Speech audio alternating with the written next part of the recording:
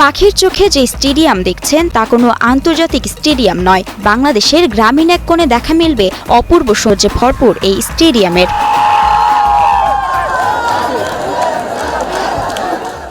সবুজ ফসলি জমির মাঝে এক অপরূপ খেলার মাঠ, মাঠের ভেতরে ও চারপাশে নয়াভিরাম এই দৃশ্য দেখে যে কারো মন ভালো হয়ে যাবে। পুরো রং দেখার জন্য পুরো উৎসবমুখরভাবে পুরো এলাকাবাসী মেতেছে। মাঠ দেখে মনে হবে এটি আন্তর্জাতিক কোনো ভেন্যু, যে কেউ এ ভুলটি করতে পারে। তবে লোহজং নদীর তীরে অনিন্দ সুন্দর রূপে সাজানো যে মাঠ দেখছেন সেটি বাংলাদেশের টাঙ্গাইলের মির্জাপুর উপজেলার মজদুই গ্রামের এক দাবার কোর্টের মতো কারুকার্যের মাঝে 22 গজের পিচ। সেখানেই কখনো ব্যাট ঘুরিয়ে 4-6, কখনো দৌড়ে রান নেবার চেষ্টা। আর এই মাঠ ভর্তি মানুষে জমজমাট ছিল ক্রিকেট ম্যাচ।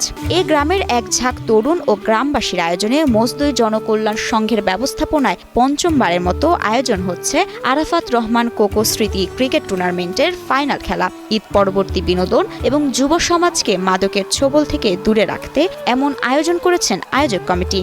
2025-এ আমাদের টাঙ্গাইল 7 মির্জাপুর উপজেলার ওয়াশি ইউনিয়নের এই মজদুই মাঠে আজকে আমরা উপস্থিত হয়ে ঈদের আনন্দ উপভোগ করছি।